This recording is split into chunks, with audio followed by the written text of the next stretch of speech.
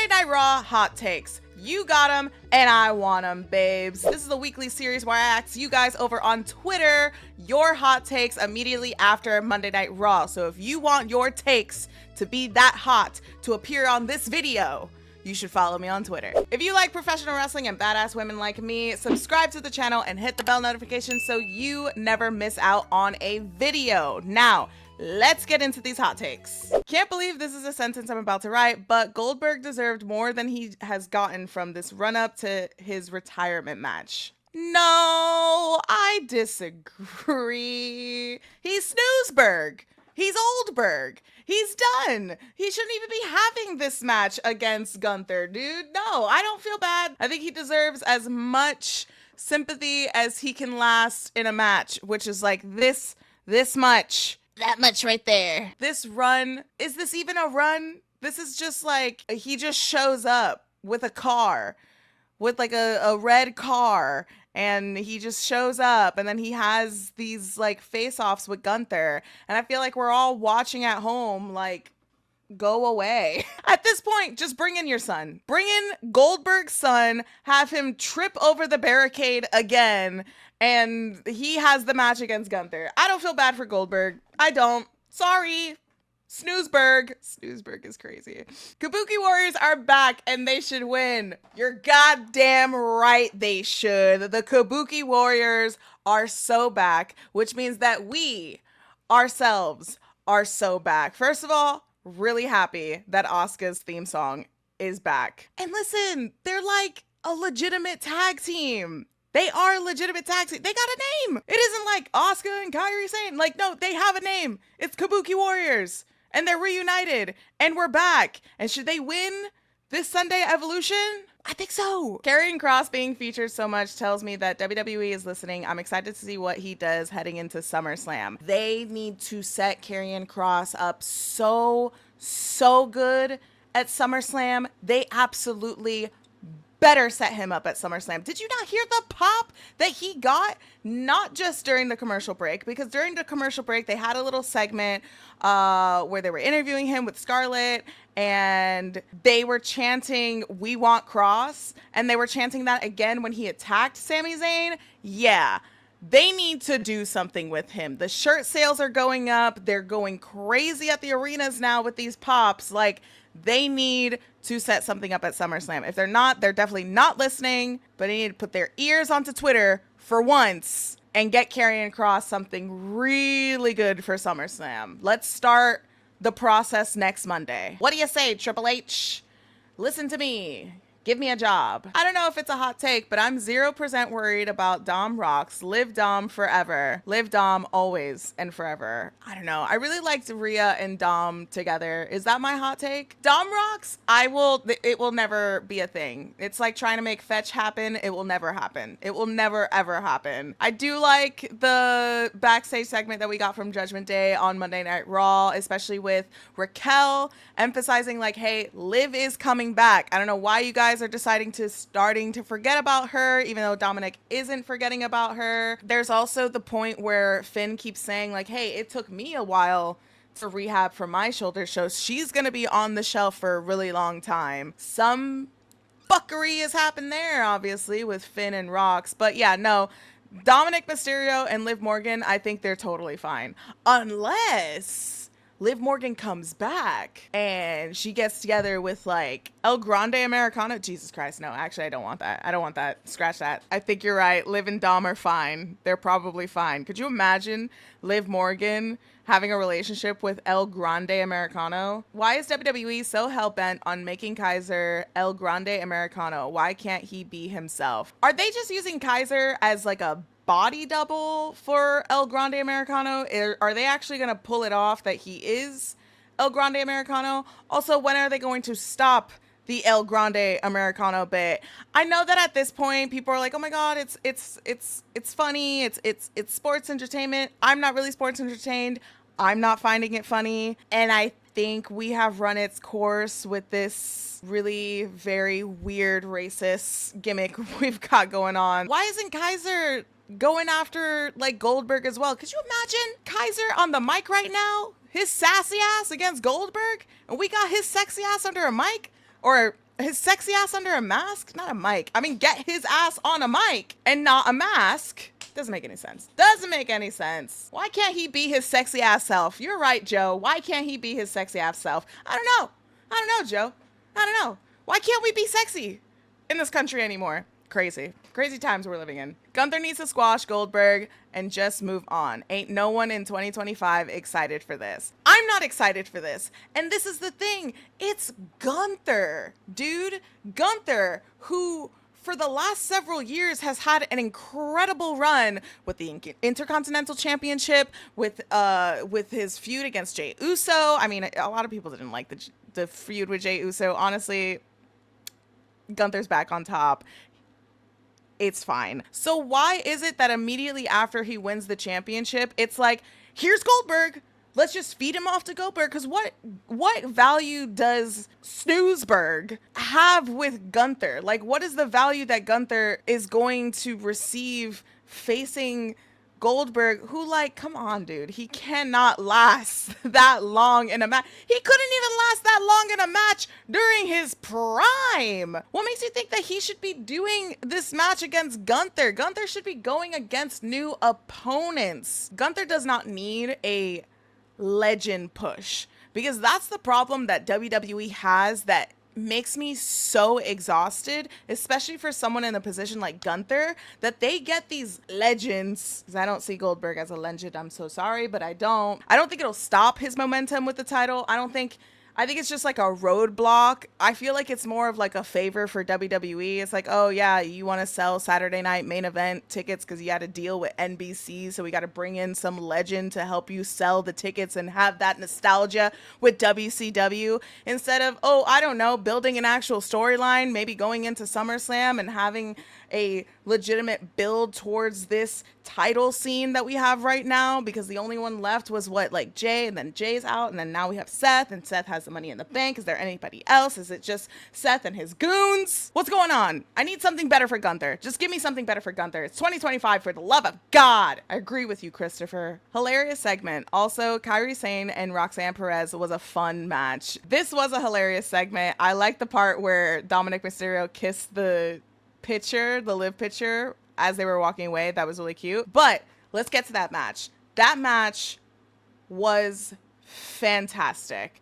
I really loved that match against Kairi and Roxanne. And let me just say this, Roxanne, I don't think Roxanne Perez is replacing Liv Morgan. I don't feel that she is in the story, sure, but Roxanne is actually stepping up. I feel like she's really fitting into that role, and it's a blessing in disguise that Liv Morgan got injured. And it's not to say anything bad about Liv. Once she comes back, she's going to be stronger than ever. She's a very strong talent in the division, but it's a blessing in disguise for Roxanne, because she's always been ready for the main roster, but now that she is in that position of like, oh damn, like I need to step up, this is kind of an unfortunate circumstance that's happening with another woman, and especially someone that was a champion. Now I have to step up and be a champion. Now I have to step up and be a part of this stable. Now I have to step up and be a part of this storyline and these segments. And I think that she's doing a good job, because she's always been ready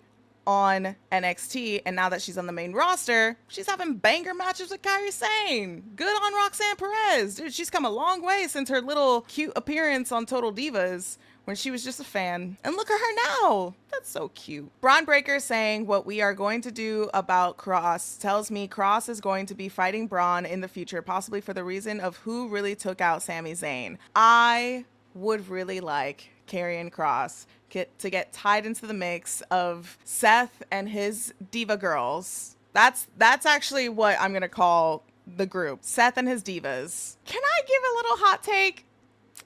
I think Bron Breakker is turning out to be my favorite wrestling comedy act. I can't take that man serious at all. I just laugh every time. He's my favorite comedian wrestler. He really is. First of all, why does he look like that? The tan, Kevin Owens is right. The tan is egregious. It's insane. That's one. Two, what was the noise that he made after he got off the mic? Every time that he comes, he made this like weird ass noise. and it was like, I don't know, it was just like, like out of frustration, he just did this like, do you remember that? That's comedy gold. Because you know he's not doing that on his own. Like, you know he's not doing that on purpose. It's just how he exists. Also, love his girlfriend's TikToks. His girlfriend's TikToks, he's hilarious actually in those TikToks. Comedy act. Comedy gold. Rhea will be more effective as a heel than a babyface. I 100% disagree. 100% disagree. I don't think... Effective how? Effective in what? Effective like storylines, in titles, crowds, likability, character? No, I don't see it. Been there, done that, honestly. I don't want to see her as a heel. She's a babyface. She's over, brother. The pop is crazy. I just don't see Rhea becoming a heel anytime soon. I think that Rhea's existence is effective, and that's enough. I think that's enough. If we couldn't get Liv versus Nikki Bella, we deserve Nikki versus Chelsea Green in a Diva off at Evolution. Crazy that Nikki Bella was there tonight, right? Nikki Bella was there and she only had a backstage segment. She only had a backstage segment. Why didn't she go out and maybe like be in the ring to help promote Evolution and then why is it so hard to promote this? Why is it so hard to promote this pay-per-view? Why is it so hard to promote this pay-per-view? Maybe Nikki Bella should have closed out Monday Night Raw. I don't know. I just think it's so wild, this build to Evolution. Also, Nikki Bella main evented the first Evolution. I feel like her presence within the Battle Royal should feel bigger than just positioning it as an announcement in a backstage segment pre-taped. That just feels bonkers to me, even though it was 7 years ago, but still. Stephanie wins the Battle Royal and Bayley wins the triple threat match. Let's talk about that triple threat match. It is shaping up to be one of the best stories going into Evolution. And after this segment with Becky, Lyra, and Bayley, it is having me really convinced that Bayley is going to win that triple threat. I think the triple threat should main event Evolution, and Bayley is the fan favorite. Why not have her win that title? Also, make up for the bullshit that you pulled off with Bayley in WrestleMania. Honestly, just give her the win. Not even for that. She's a great worker. She's doing really good with this story, and also I feel like this is the story that Bayley needs. This is like the match that Bayley needs within her career right now. Like, it always has felt like they just don't know how to pull the trigger with Bayley. She comes and it's like stop and go, you know. She comes with damage control, she does a great job, but then it's just like they're not doing enough with damage control. I really want Bayley to be in that Becky position. I always think about that Chris Van Vliet interview that she did where she says basically like it's hard for her to compare herself to like Becky and Charlotte, and she wishes that she was in that position. And that's crazy for like someone who is a 4 horsewomen to say that. Maybe this will give Bayley, the person, not the character, a little bit more confidence in her. I hope that the fans just give her confidence in general, but it's gonna be even more exciting to see Bayley win that Intercontinental Championship, baby. Seth's Vision promos since forming his group with the Bronsons suck.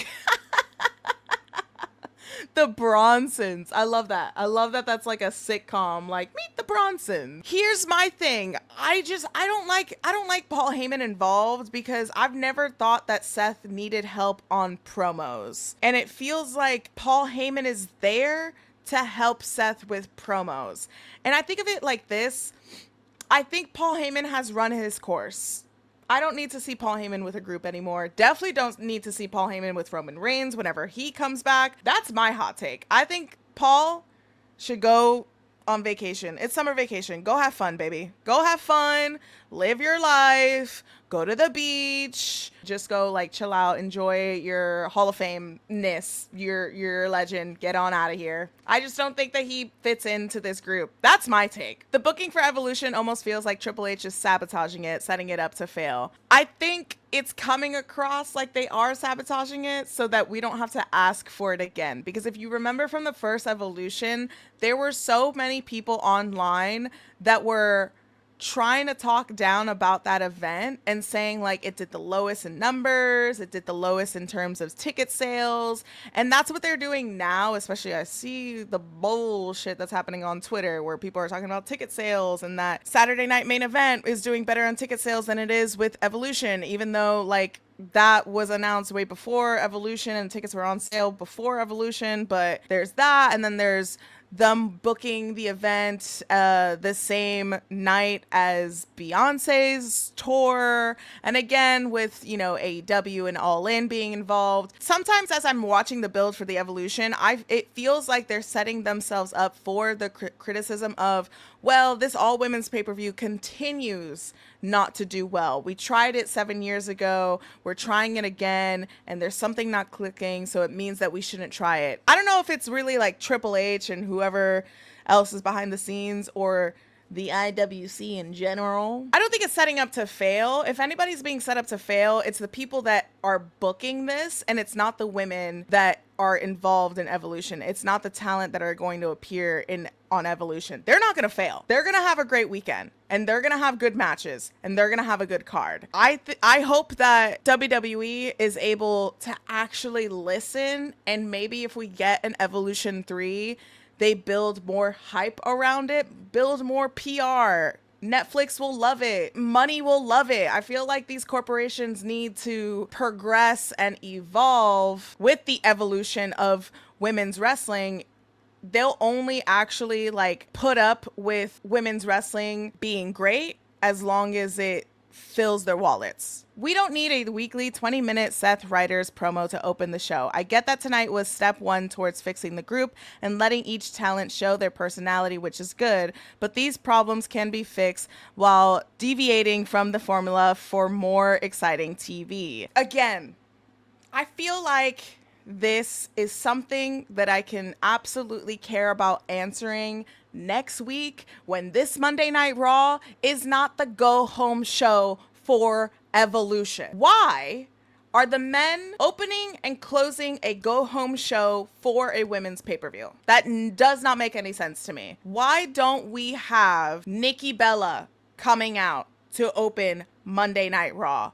Why don't we have a contract signing with Bayley and Becky and Lyra, something of that sort? Why don't we have like Rhea and Io setting up some special stipulation for their match at Evolution? Why are we opening and closing the show with Seth? And I don't want to hear the goddamn excuse of, well, he's over. He's got the money in the bank. Blah, blah, blah, blah, blah, blah, blah, blah, blah, blah, blah. I don't give a fuck about the men this week. I don't care. I'm sorry. I just don't. If you're setting up an all women's pay-per-view and you're trying your absolute best to set it up and to promote it, why are the men opening and closing the show? I'm sorry if your little fragile pew brains are so hurt about that, but if you want me to buy a show, you need to, for the go-home show of Monday Night Raw or SmackDown, you need to either open and or close the show with the main attraction that you want me to buy. And the main attraction that you want me to buy this week is Evolution. You're not giving me anything, no reason for me to buy it other than, oh, those are women, I should support them. The fuck is that? What do you mean? That makes no sense. Saturday Night Main Event is free on NBC, dude. I don't need you to freaking sell me that. And even at that, babes, I'm not watching it. AEW is on. I'm not watching it. But if you want me to buy Evolution, why are you selling me men? And those are your hot takes for this week's edition for Monday Night Raw. Thank you guys so much for sending them in. Again, if you want to see your hot takes read, you know what to do. Follow me on Twitter. I will see you guys next week. Mwah. Goodbye.